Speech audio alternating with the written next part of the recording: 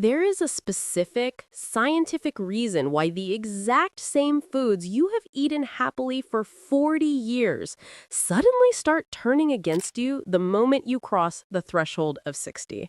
It is not because your willpower is failing, and it is certainly not because you are imagining things. The truth is, there is a silent shift happening deep inside your digestive tract, a biological shutdown where nearly 40% of the specific bacteria required to keep your stomach flat and your movements regular essentially vanish. They vanish because your body has stopped producing the fuel they need to survive.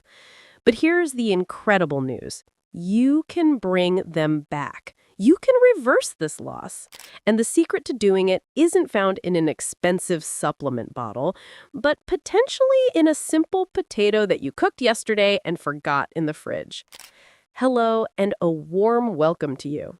I am Dr. Emily Hart, and I am here to help you navigate the beautiful, complex changes of your body with science, compassion, and practical solutions. I am so glad you have carved out this time for yourself today.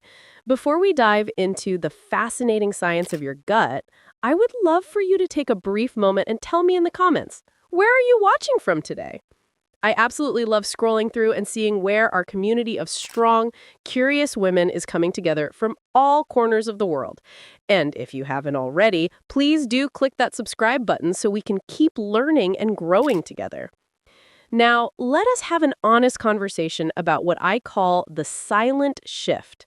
I hear this story almost every single day in my practice. A woman, vibrant and full of life, sits down and tells me that she feels like a stranger in her own body. She tells me that she wakes up with a relatively flat stomach, but by 2 in the afternoon, she feels heavy, distended, and uncomfortable, almost as if she were several months pregnant. She explains that she is eating her vegetables, she's drinking her water, and she is doing everything right. Yet her digestion has slowed to a crawl. She feels sluggish, foggy, and frankly, frustrated. If you are nodding your head right now, I want you to take a deep breath and let go of the guilt. This is the most important thing I will tell you today. This is not your fault. You have not failed. What you are experiencing is a very specific biological transition that happens as we age, specifically as we move past menopause and into our 60s. It is a transition that medicine often overlooks, telling us it is just a normal part of getting older.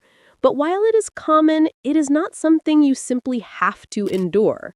It is a sign that the ecosystem inside of you has shifted, and it needs a new set of instructions to get back on track. The reason this feels so sudden is that your gut is incredibly adaptable until it isn't. For years, your body had a surplus of resources to handle digestion even if things weren't perfect. But as we enter our 60s, those reserves dip below a critical threshold, and suddenly the system stalls. To understand exactly why this happens, we need to look at the environment these bacteria live in, and unfortunately, as we age, that environment starts to resemble a dried-out garden rather than a lush rainforest, and understanding that drying out process is the key to fixing it, which brings us to the root of the problem. Think of your digestive system, particularly your gut microbiome, as a lush, thriving garden. In your 30s and 40s, this garden was self-watering. You had a robust sprinkler system, which is your stomach acid, and you had a rich, diverse variety of plants growing in the soil, which are your gut bacteria.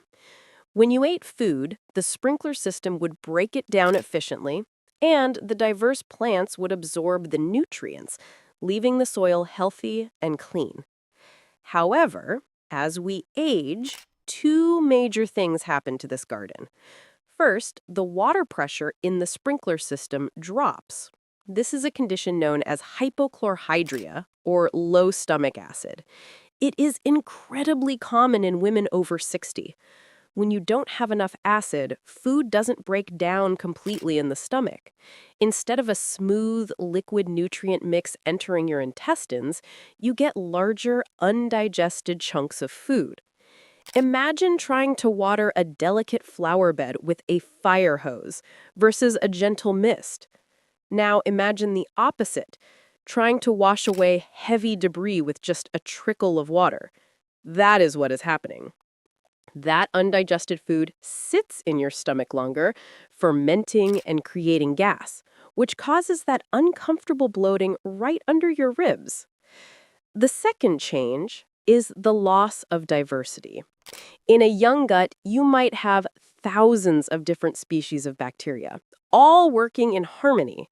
It is like a garden with roses, tulips, daisies, and ferns. But as we age, and as that acid level drops, the environment becomes hostile to certain delicate species. The roses and orchids of your gut die off, leaving only the toughest weeds. We call this dysbiosis. You lose the variety. And when you lose variety, you lose the ability to digest a wide range of foods. This is why you might suddenly find yourself sensitive to foods you used to eat with no problem. But here's where the plot thickens. It is not just that the garden is drying out, it's that the specific gardeners, the workers responsible for keeping everything moving and taking out the trash, have gone on strike. And the reason they have stopped working is something that might surprise you, because it has to do with a very specific rule of biology that we often ignore until it is too late. This brings us to the use it or lose it rule. In our bodies, energy is expensive. Your body is ruthless about efficiency. If you stop using a muscle, it shrinks. If you stop using a neural pathway in your brain, it fades. And if you stop feeding a specific population of bacteria, they starve and disappear. There is a specific group of beneficial bacteria in your colon, let's call them your internal peacekeepers, whose entire job is to produce short-chain fatty acids. These fatty acids are the fuel for the cells lining your colon. They keep the gut wall strong, they lower inflammation, and, most importantly for us, they stimulate the muscles of the intestines to contract and move waste along. They are the engine behind regularity. But these peacekeepers are picky eaters. They do not eat sugar. They do not eat simple carbs like white bread or crackers. They don't even eat protein. They only eat one thing: hard to digest plant fibers. Now, over the years, as our digestion started to feel a little sensitive, what did many of us do? We started eating gentler foods. We moved towards softer cooked vegetables, toast, maybe some soup. We intuitively moved away from the roughage that caused us bloating. It makes sense, right? You want to avoid pain. But in doing so, we accidentally cut off the food supply for our peacekeepers. When these bacteria don't get their fiber, they don't just sit there quietly. They get hungry. And when they get hungry, they start eating the only other food source available to them, the protective mucus lining of your own gut. This thins your natural defense system, leading to even more inflammation and leaky gut, where toxins slip into your bloodstream and make you feel tired and achy. So we are stuck in a vicious cycle. You eat fiber, you get bloated because you lack the bacteria to digest it. You stop eating fiber, and the bacteria starve further, making the problem worse. It feels like a trap. How do you feed the good guys without causing a war in your stomach? Well, nature has provided a backdoor, a way to smuggle food past your sensitive stomach and deliver it directly to those hungry peacekeepers in the colon. It involves a fascinating chemical transformation that changes a common, starchy food into a superfood medicine. This is where we talk about the hero of our story, resistant starch. And before I explain exactly what that is, I want to share something that usually shocks my clients. It is a fact that sounds completely counterintuitive, and I would love to hear your thoughts on this in the comments once I explain it. Did you know that a hot, fluffy, baked potato and a cold potato salad are chemically two completely different foods. When you cook a potato or rice or pasta, the starch molecules expand and burst open. They become gelatinized. This makes them very easy for your body to turn into sugar. If you eat a hot potato, your blood sugar spikes, insulin is released, and much of that energy is stored as fat. It is digested high up in the digestive tract, long before it reaches the colon. But if you take that same potato, cook it, and then put it in the refrigerator for at least 12 to 24 hours, magic happens. As the starch cools, the molecules recrystallize. They tighten up and close ranks. This process is called retrogradation. This new, tight structure resists digestion. That is why we call it resistant starch. When you eat that cold potato, your stomach acid and your small intestine enzymes cannot break it down. It passes through your upper digestive system intact. It doesn't spike your blood sugar. It doesn't get stored as fat. Instead, it travels all the way down to the colon, arriving like a care package for those starving peacekeeper bacteria. This is the comment magnet I mentioned. The idea that simply cooling your food changes it from a fat storer to a gut healer. It sounds too simple to be true, doesn't it? But the science is robust. When your good bacteria feast on this resistant starch, they ferment it and produce that butyrate I mentioned earlier.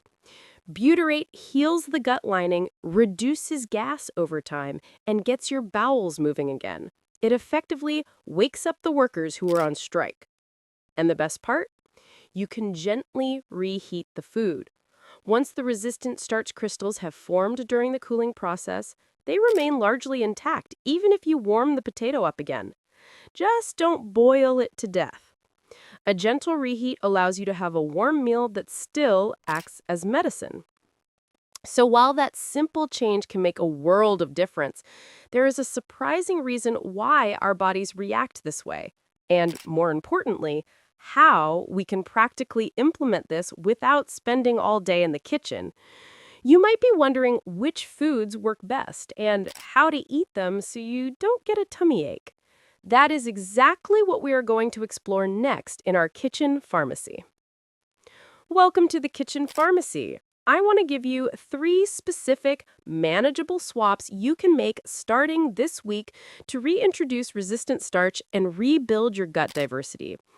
But I must add a very serious caution here.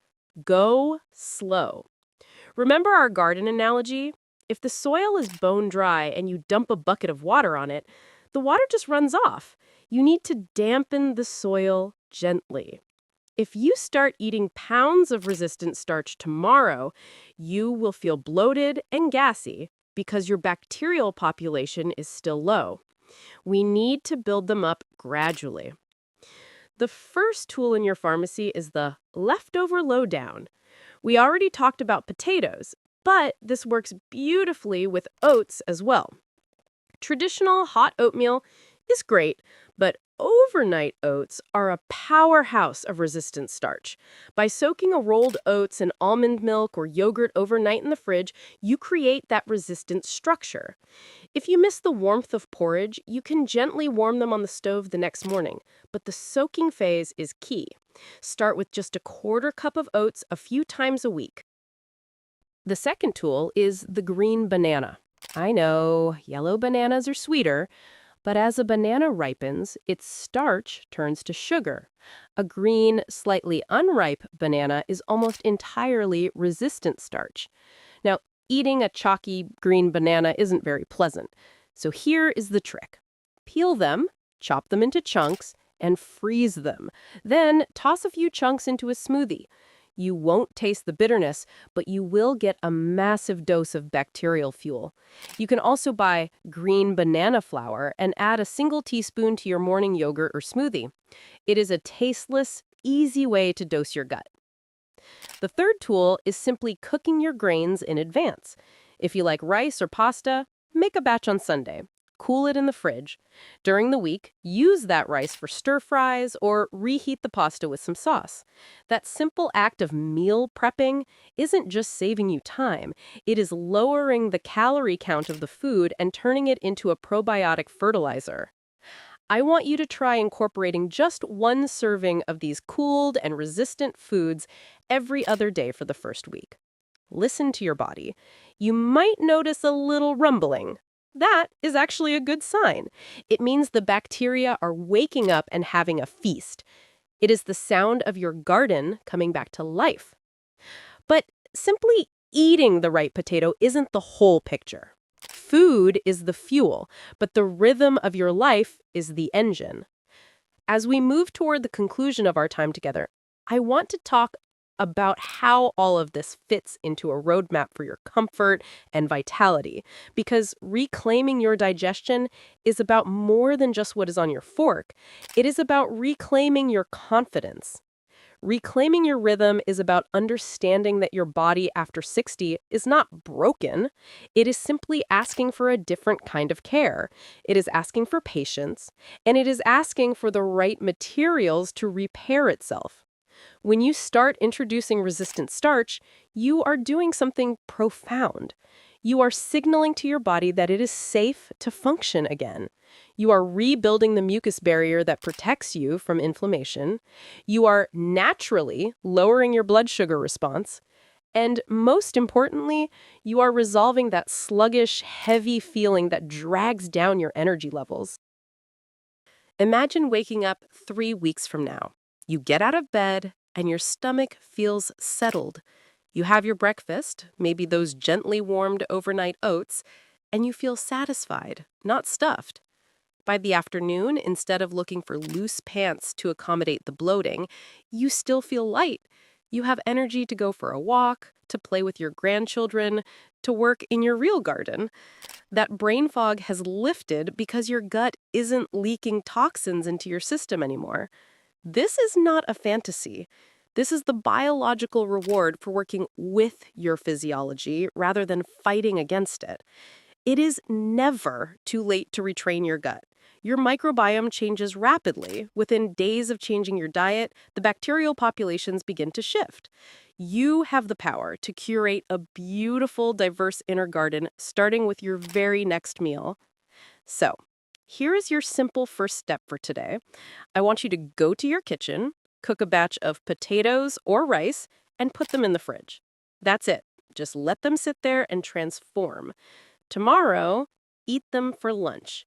It is a small action, but it is the first step toward a lighter, more vibrant you. I hope this conversation has given you a new perspective on your digestion and a sense of hope that you can feel good in your body again. If you found this helpful, please consider joining our community by subscribing. I share videos like this every week to help us all age with strength and grace. And don't forget to let me know in the comments, are you team potato, team rice, or team green banana? I can't wait to read your answers. Thank you so much for watching, for trusting me with your time, and for taking care of yourself. You deserve to feel wonderful. I'm Dr. Emily Hart, and I will see you in the next video.